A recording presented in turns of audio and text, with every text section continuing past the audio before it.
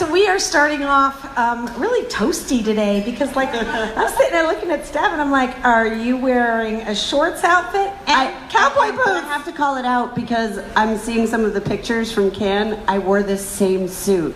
Oh, Cannes. It's the only other time, but it's 90 degrees. Okay, but let's discuss. Let's discuss this for 1 second. I'm wearing leather.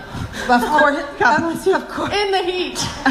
Because it looks really good. It does. Who look cares great. what the season is? You all look amazing. I just have to tell you one thing, and then we're going to get to talking about sports, but this is important.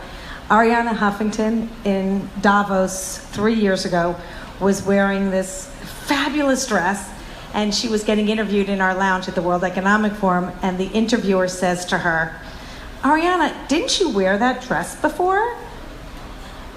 Mean. Like, who says that? Nothing wrong with wearing clothes all the time. All the time. So Ariana, great response, says, darling, she says, if you have confidence, you shouldn't have to worry about it. And she says, men can wear the same thing over and over again, and it is no big deal.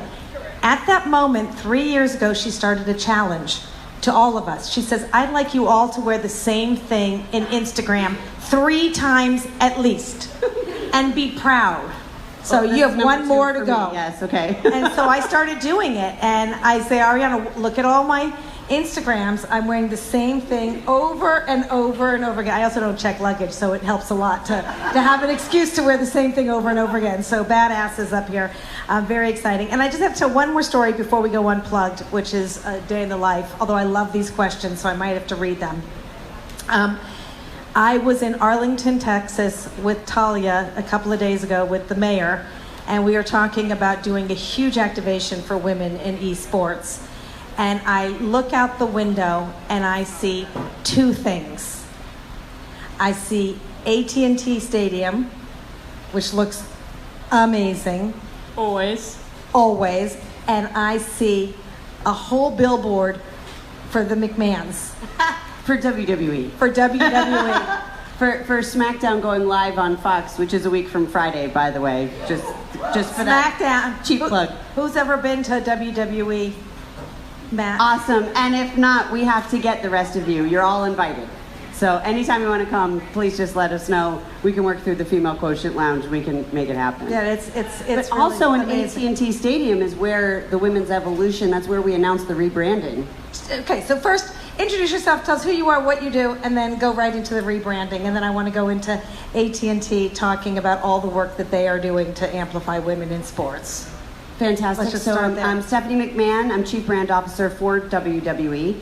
And, you know, Shelley loves me to tell this story. I'll tell the fast version. So we had a whole women's evolution that started in 2015. It really started with our audience with a hashtag called Give Divas a Chance that trended worldwide for 3 days, specifically calling for longer matches, better character development, better storylines, more athleticism from our women. Our audience demanded more from us and how we treated our women.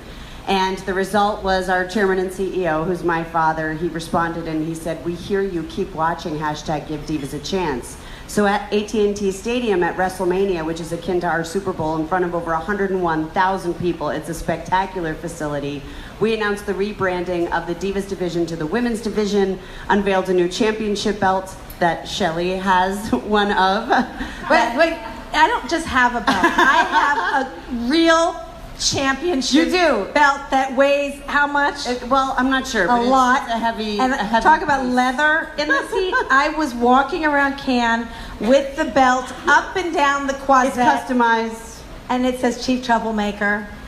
If there was ever a champion for women's rights, it's Shelley Zales. She absolutely deserved that championship belt, and it was such an honor to be able to give it And to you you. carried it. I do, of course. Well, I think Laura carried it in the back. It's really I display it so proudly, and I really did wear it for 2 days straight in the heat in Cannes, up and down the Croisette. God bless you. God bless you. I loved it.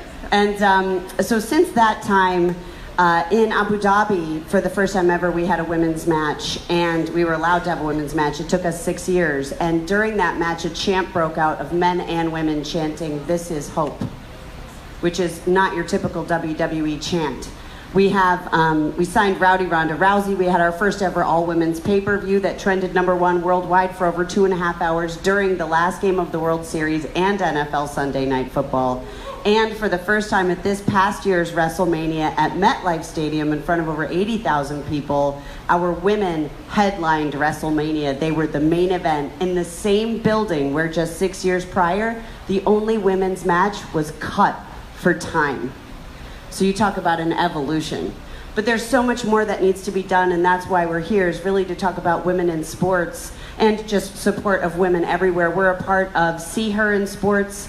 We're a part of, yes, we're a part of She Is. We were part of the campaign for the USTA for the US Open, Women Worth Watching, because women are worth watching. Only 4% of sports promotion across all sports networks goes to women's sports. Can you believe that? As if, like, think about top 10 plays of the week when you're watching, you know, any network, and I'm not going to take anybody, name anybody, but it's really across all of them. How many of those top 10 plays do you see that are women's plays? You're telling me women aren't killing it? I see it all the time. But they say attendance is down, they say ratings is down, and that's because people don't know when the games are on. How many of you know when the WNBA playoffs are? Right now. See? And by the way, WNBA here in the lounge tomorrow. Great, perfect plug. So perfect plug. There's a lot that we all need to do together, and we're really proud to be partnered. But a lot of it is awareness. Like I said to Jeff, the mayor, I said, Jeff, when we come to do the whole lounge at eSports, see all these big screens in, you know, in AT&T and the eSports and the Lowe's hotel that is attached. I said, this is our opportunity. I said, we want to do screen takeover, but make it real so it's integrated, but 50-50 yes, visibility. And he says, done. It was just giving him the idea because people just don't know. And then we have Fiona Carter. Oh, introduce yourself. Sorry. Hey. Hi, I'm Fiona Carter, or Fiona Carter, depends which. Carter. Fiona Carter. Chief Brand Officer of AT&T, long-time co-conspirator with Shelley, also troublemaker. Oh, bigger, better. See Her, co-chair, but one of the original, not a founder, but one of the original instigators. We got working on that very early on.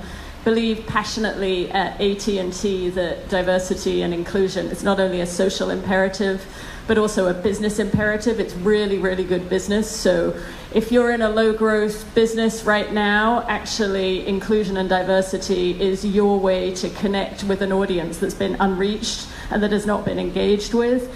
And they're begging for you to engage with them, whether it's women or underrepresented communities. So I think that's what's really, really important. It was funny, I have an anecdote for you. I bumped into another lady in the industry. We were getting our hair did because we're all going to be on panels. And I was like, what are you going to be on? And she said, what are you going to be on? And I said, I'm going to be on See Her. And she said, that's nice. And I went, no, I don't think that's nice. I think it's absolutely essential. It is an essential business conversation today. It's not just a nice to have. It's not just a handy piece of CSR to make us all feel good about how our businesses are doing good in the world. It's an absolutely essential business strategy for success today. As well, I know for us as a personal passion and a purpose, trying to drive equality across society. But I think that's what's getting missed. This is about great business. But I'm supposed to tell you about what AT&T is doing.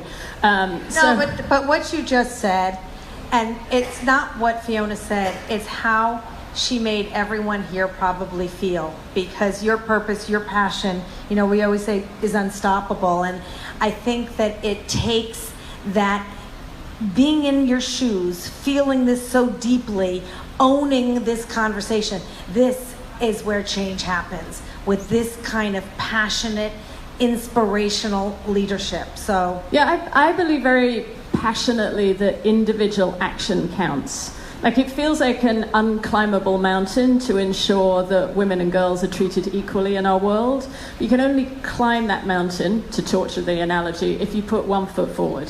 So everything any individual does makes a difference. I'll give you an example. We are the new sponsors of the NBA and also the WNBA. We were trying to reformat our sponsorship portfolio. It's very robust. Very large. It works really well for certain populations of our customer base, but not for all. and we needed to reach into more younger, multicultural, and frankly, female communities. So we were negotiating the MBA, and I said to my team, I don't just want the WNBA thrown in as an extra asset. I want you to go and negotiate a real strategic partnership. Go find the leaders of the WNBA, sit down with them like the NBA leaders, and let's create a partnership together. So we've done that, and we've been activating. You've been a part of the WNBA All-Star. We activate as robustly as any of our other partnerships and sponsorships. But it triggered an idea in the WNBA. They have a new leader, the amazing Kathy Engelbert from ex-Deloitte. She's also another inspirational leader. And she realized that they weren't selling correctly to advertisers. They needed to sell a kind of sponsorship to advertisers and brands that care about creating change. And they just hadn't done that before. And it took one conversation from us to instigate that. That's the power of an individual.